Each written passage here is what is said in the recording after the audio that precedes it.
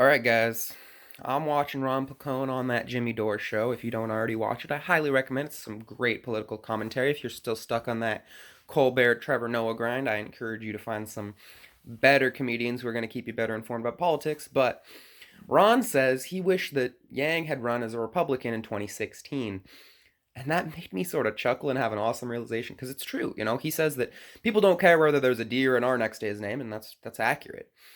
Um, it's also apparent to me that Yang wasn't interested in promoting UBI for the people in 2016, back when they didn't need to have someone to beat Donald Trump and reunify their press. His 2014 book didn't even mention UBI. He said that the silver bullet to end poverty in 2014 was his entrepreneurship program that underperformed, created more jobs than it destroyed, and is funded by the same people that are trying to privatize more of our public education funds. But, of course, even though that underperforming job company of his was underperforming, within a year of founding said company, he became a Obama White House champion for change, and in 2015 became a presidential ambassador for global entrepreneurship, aka globalism, corporatist corruptopus globalism. And you can bet your butt that Yang's political career would have looked a little differently under a Hillary Clinton administration. But since the establishment didn't win in 2016, we see a lot of backlash. Suddenly, all the tech companies are saying it's the age of the UBI. We need it now. We need it yesterday. Between January and May of 2017, there were 18 plus articles talking about how it's the age of the UBI. And you want to tell me that these tech companies, these establishment people, are really upset about Yang rocking the boat and giving a UBI? No, they're willing to accept that a UBI is a small price to pay for their ability to reunify the press and regain control before their nasty pedo spiderweb gets completely destroyed, quite frankly.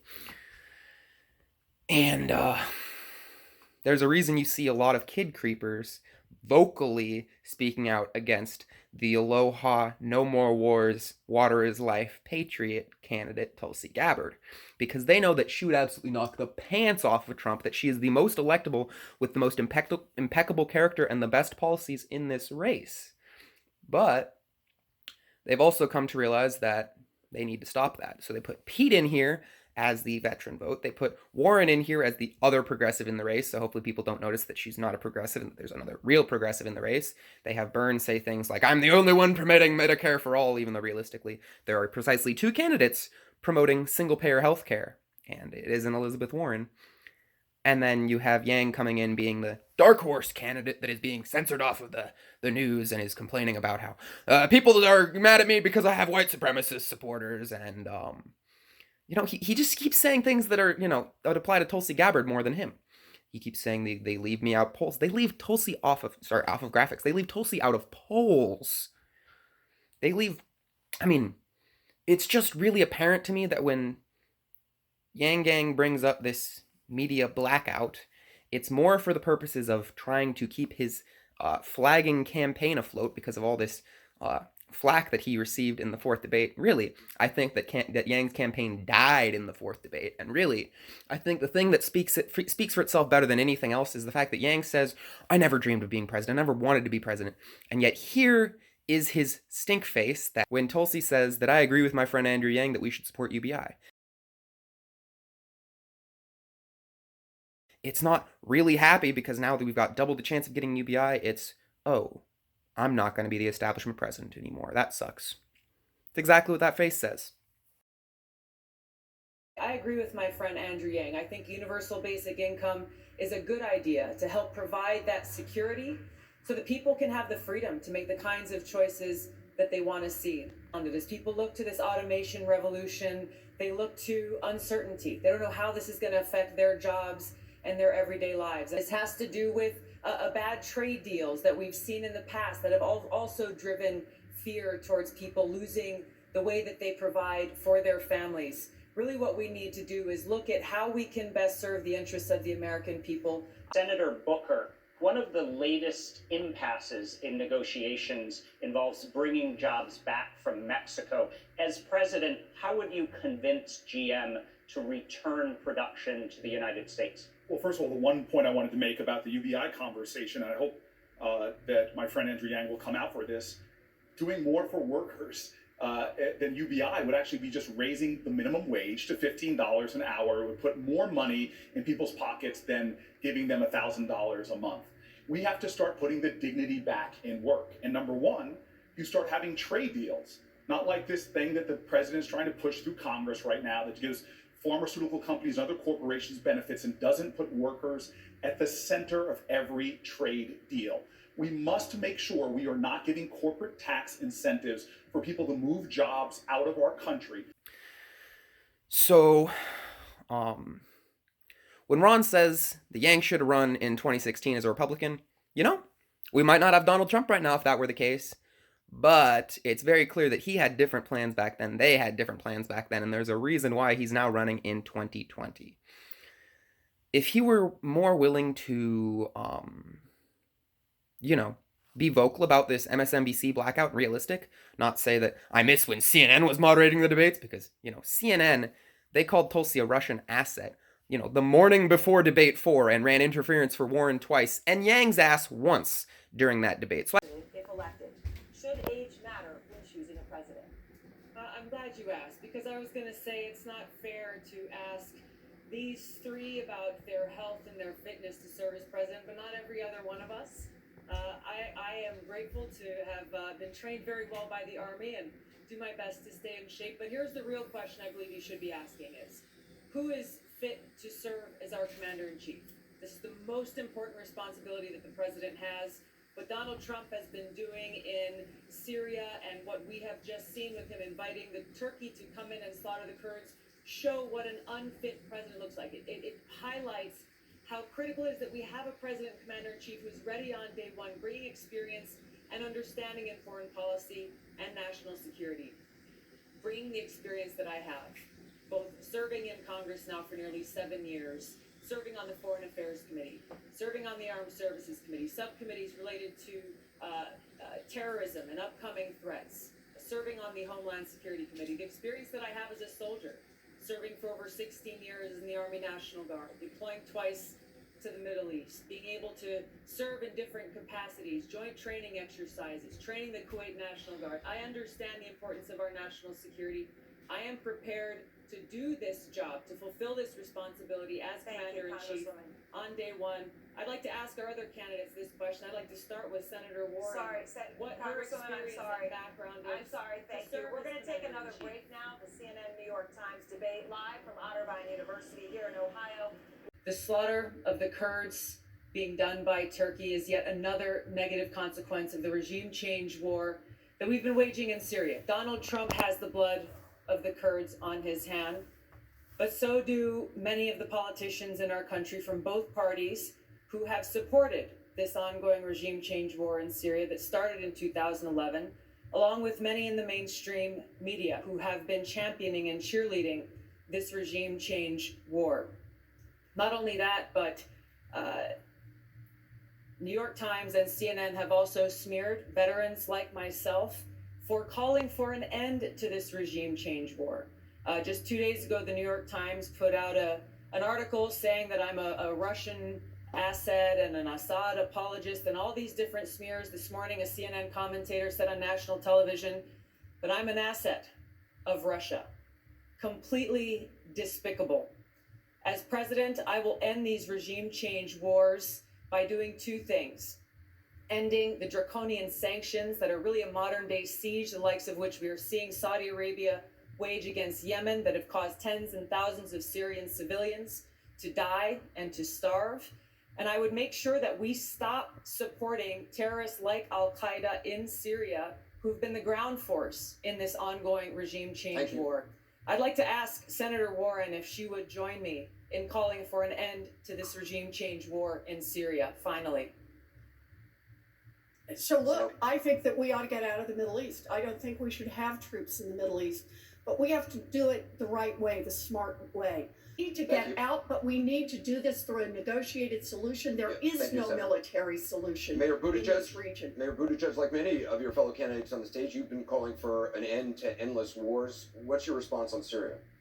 Well, respectfully, Congresswoman, I think that is dead wrong. And intelligence capabilities were the only thing that stood between that part of Syria and what we're seeing now, which is the beginning of a genocide and the resurgence of ISIS. Meanwhile, soldiers in the field are reporting that for the first time they feel ashamed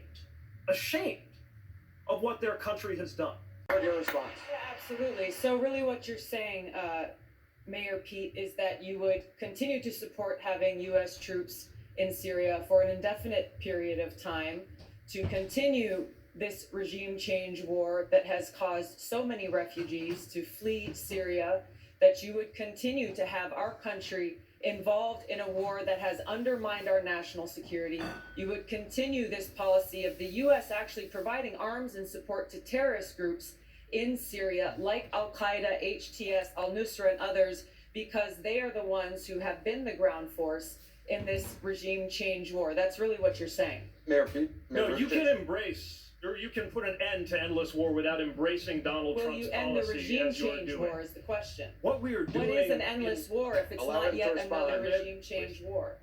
Please allow him to respond. Well, with regard to regime change in Syria, that has not been the policy to change the regime. It has been to make sure that the regime did not wipe out hundreds and thousands of innocent people between there and the Iraqi border. And he's going to pay a heavy price for what he has done. Now, pay that price. Just to clarify, Mr. Vice President, would you want American troops back in northern Syria? I would want those 1,000 troops to be protected by air cover, those 1,000 troops that are having to withdraw under fire, make it clear that they're not going anywhere, and have them protected, and work my way back toward. Will lift nearly 5 million families out of poverty, and it will sure loosen up the budget for a whole lot more. It also has a provision for your wife, for those who stay home to do caregiving for children or for seniors, and creates an opportunity for them to get credit on their Social Security. So after a lifetime of hard work, people are entitled to retire with dignity. Thank you, Senator I Warren. see this as an important question about I want to understand the data on this. Senator, And thank I want you to make very sure much. we're responding to make this work. Your time is I up. have I the want to data. give Congresswoman Gabbard a chance to respond. There's a bigger issue here, turning to women's reproductive rights. Updating how we look at monopolistic practices and setting, as Congressman O'Rourke said, rules for the road that match the challenges that we face today. And whether that's Amazon that is leveraging its size, I think, to help put small businesses out of business, and then at the same time shortchanging a lot of its workers, not paying them as they should, not giving them the benefits they should, or it's a number of other companies, big tech companies. We need to take a stronger stance when it comes to cracking down on monopolistic trade practices, and that's what I would do as president. Thank you, That's Mr. the way we Secretary. can fight back. The best Turning- way we can fight back against big tech companies is to say our data is our property. Right now, our data is worth more than oil. How many of you remember getting your data check in the mail? It got lost. It went to Facebook, Amazon, Google. If we say this is our property and we share in the gains, that's the best way we can balance the scales against the big tech companies. There's a bigger issue here. Turning to women's reproductive rights. I can see why Yang might want CNN moderating the debates again, because he's really scared about what happens the next time Tulsi says that making us shareholders of our data is not a good enough solution to ending tech censorship, because she was really close in the fourth debate to completely obliterating Yang's campaign between that and the UBI comment. So I can see why Yang misses when CNN was moderating the debates, but let's be honest, CNN is no better than MSNBC when it comes to these debates. Here is an example of CNN leaving both of them off of graphics.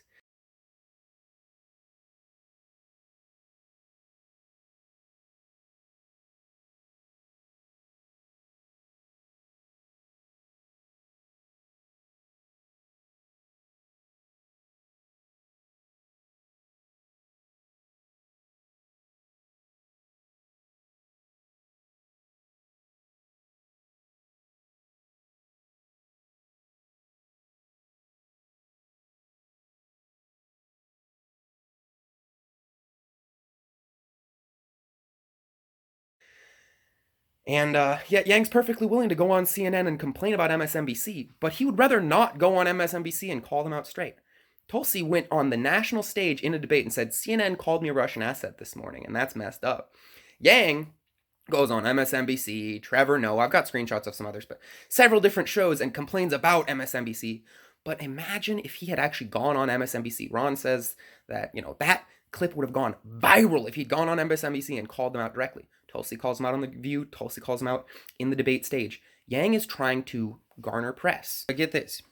MSNBC responds on Twitter saying, "We offered Yang a private apology." And a few hours later, Yang says, "I can assure you there was no apology." Now, whether there was or not, you would think MSNBC would put out their screenshot of said apology if there was, and you'd wonder why they would say such a thing if there wasn't. So to me, this all seems like more of the back and forth, like calling him John Yang. If those John Yang segments had just been another week of saying, Andrew Yang is an Asian man running for president who wants to give everyone $1,000 a month, no one would have talked about it. It would have just been, he showed up on MSNBC again. Whatever. By calling him John Yang, you give people something to talk about. Look at the third quarter fundraising graphic debacle. Y'all know what I'm talking about. He was left off when he raised $10 million and Cory Booker raised $4 million. Now, that was unfair. I'm not trying to suggest that it wasn't, but let's really take a step back and look at this situation realistically. Yang was 5th most in fundraising behind 2 dead campaigns in Biden and Kamala Harris.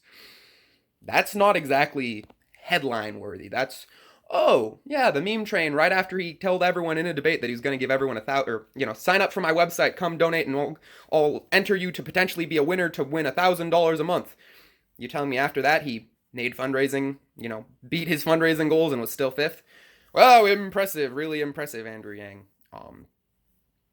That's not a very impressive headline, is it? Like, really, when you get right down to it, Yang told people on the debate stage he was going to give, come sign up to my website and I might give you $1,000 a month, and he still got 5th most in fundraising behind 2 dead campaigns. That headline is just sort of like, well, he raised $10 million, that's kind of cool. Not including him, that causes outrage, that causes a whole Twitter buzz. For 2 days I was hearing about that graphic he was left off of. And MSNBC offered a retraction and posted up a graphic later where he was included on some of these situations. I don't know about that situation in particular, but that's something they often do. So it's not only that they're not including him while he's on air interviewing with them, and then afterwards they're offering very flowery apologies saying, "I'm sorry we left candidate Andrew Yang off of our broadcast again. We're totally not doing it on purpose." Like, it's bonkers to me. Like, if you really want to be against mainstream media manipulation, you don't promote a policy that says reunify the press. I miss when there were 3 news networks that all said the same thing. That's a direct quote from Andrew Yang's media policy. I highly recommend you look up media fragmentation Andrew Yang. That is the scariest political policy I think I've seen someone run on, especially someone who's got as, clean of a campaign and as much somewhat artificial online support as Yang does. Not to say that there aren't legitimate Yang Gang people online. There's tons of them, but it is an astroturfed campaign. At the end of the day, underneath those grassroots, there are people covering up for misogyny, people covering up for not being willing to make a statement on child-chilling human. The fact that Yang's not willing to make a single statement on child-chilling people traders, or the fact that when you reunify the press and offer everyone $1,000 a month per head and ignore trafficking, that might make people who trade human beings like cattle go gangbusters. Bottom line, there's more to this campaign than we're being led to believe from this Asian man running for president who wants to give everyone $1,000 a month. And the opposite of an orange businessman is not an Asian businessman, even if he likes math. It's, I would argue, an aloha, humanity first, compassion-led patriot who refuses to do anything but tell the whole truth to the American people. But that's just me. Tulsi's never asked for an apology because she knows she's not going to get one. Yang expects one because he's not actually a dark horse, non-establishment candidate. But bottom line, I forgot what I was going to say. Anyway, dudes, don't let them skeptical skeksis steal your essence. Thanks for tuning in. Like, please share, and subscribe. And thanks for gabbing aloha, America. See you next time. Later, Gators.